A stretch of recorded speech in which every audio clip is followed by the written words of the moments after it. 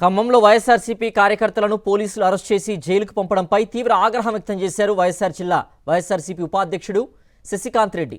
YS Jaganmohan Reddy జన్మదిన వేడుకల్లో పాల్గొంటే అక్రమంగా అరెస్ట్ చేశారని మండిపడ్డారు.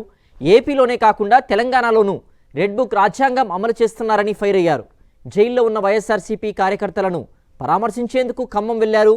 జైలు అధికారులు ములాఖత్కు అనుమతి నిరాకరించడంతో వారి కుటుంబ సభ్యులు బంధువుల్ని కలిసి ధైర్యం చెప్పారు. అండగా ఉంటామని భరోసా కల్పించారు శశికాంత్ రెడ్డి.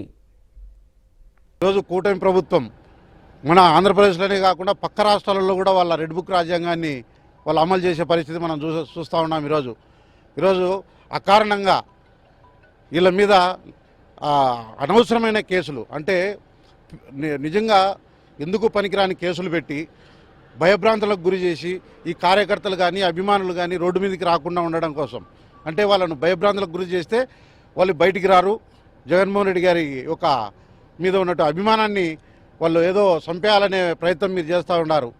నిజంగా ఈరోజు నేను చెప్తా ఉండా, జగన్మోహన్ రెడ్డి గారి మీద అభిమానము మీరు తొక్కే కొద్దీ ఇంకా ఇది పైకి లేస్తూనే ఉంటుంది. కానీ మీరు పెట్టే కేసులకు మీ కార్యకర్తలు భయపడిస్తున్నారనో ఇంకొకటేనో ఏ కార్యకర్త ఏ అభిమాని కూడా తగ్గే పరిస్థితి ఉండదు.